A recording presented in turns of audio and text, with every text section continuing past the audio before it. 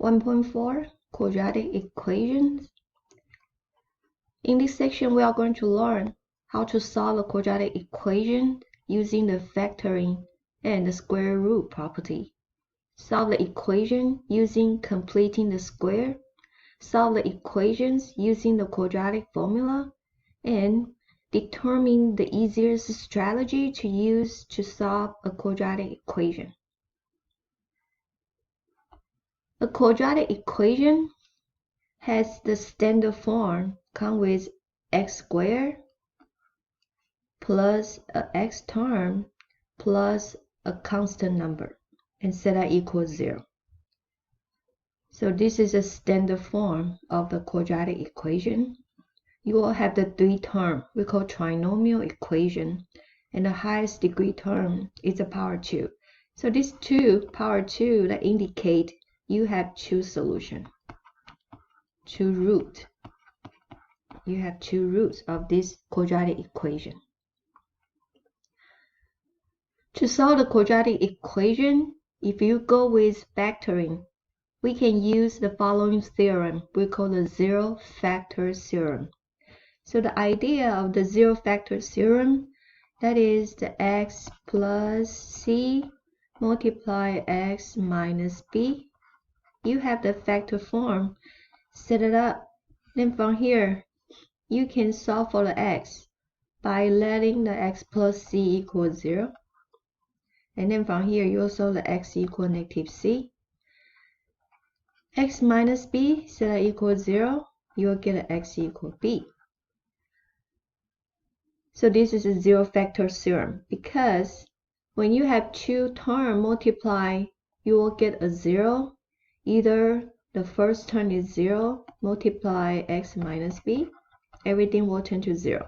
Or the other way around, x plus c, when you multiply with a 0, you will get a 0 as well. So there's a two possibility. Each of the factor form is a 0. And then when the two terms multiply, you will get a 0. We call the zero factor theorem. So now, every time when you hear I say zero factor theorem, you should know you have the factor form. Let's look at example 1. This equation has 2x squared minus 9x equal 35. So in order to solve for x, we need to rewrite the equation into a zero equation. So we have 2x squared minus 9x minus 35. Bring the 35 to the left hand side, set the equation equals 0. Now, I'm going to show you one example first, then we go with this one. When you have a quadratic equation, for example, x squared minus 3x minus 3x plus 2, set that equals 0. Finding the factor form of this trinomial is easy, very easy to find it, because your leading coefficient is 1. So when you have the leading coefficient is 1, generally it's very easy to find the factor form. X times x, you will get x squared. Two numbers multiply, you can get a 2, only 1 and 2. 1 multiplied by 2, you will get a 2. The middle term is a negative 3. That means there's a minus sign in the between for both of the factor form. So with the leading coefficient is 1, it's easy, very easy to find the factor form. So from here, you can solve for the x is x equal 1 or x equal 2. That means when you plug in 1 or plug in 2 back to the equation, the whole equation will turn to the 0. Now we have 2x squared on the leading coefficient term. We call this is a leading coefficient term. Your leading coefficient term is not a 1, it's a 2. So the easier way you can find the factor form, I like to teach my students, just swim these 2 to the last term, to multiply with the last term. So let me show you the work. I swim the 2 to the back, so I rewrite the equation. It turns to the x squared minus 9x. Your second term, don't touch. Now minus 70. equals 0. I multiply 2 with 35. Now I have the leading coefficient is 1, so it's very easy for me to find the factor form. I have the x times x, I get an x squared. Two numbers multiply, you'll get a 70. Sum of them, you'll get a 9. You will have 5 and let's see, 14, right? 5 multiplied with 14, you'll get a 70. The middle term is -9. That means the larger number is a negative sign, small number is a positive sign.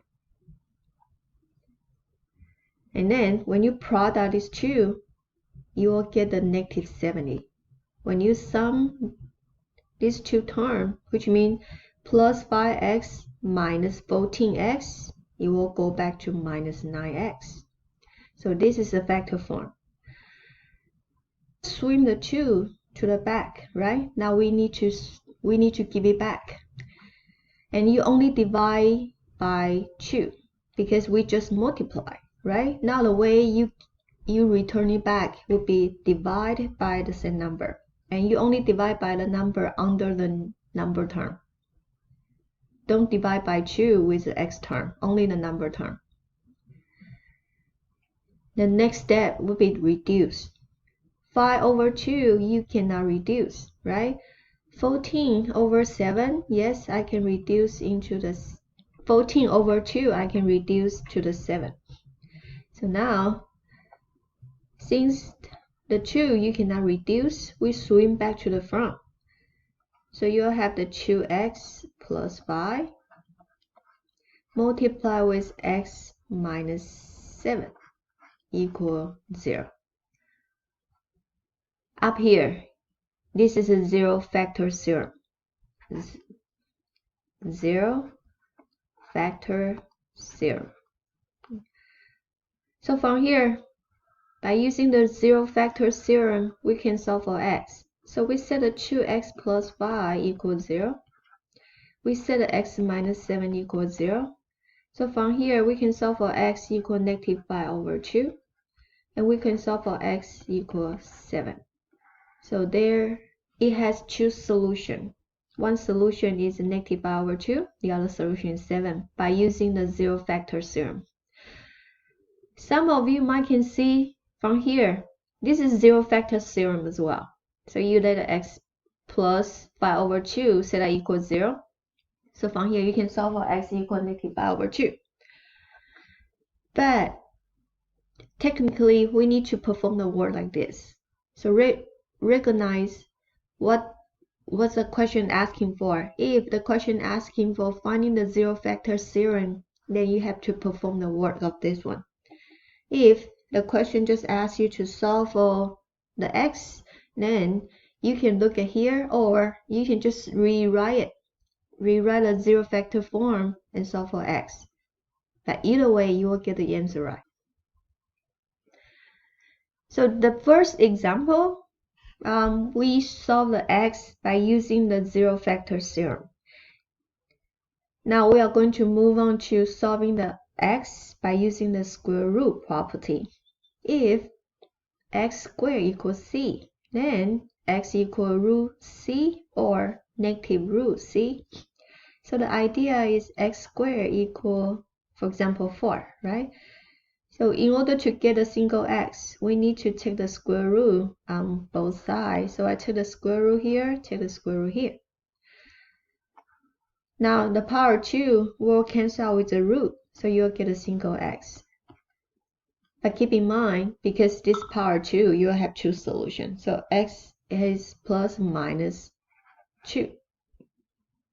And that's the reason why you have x equal positive c and a negative c.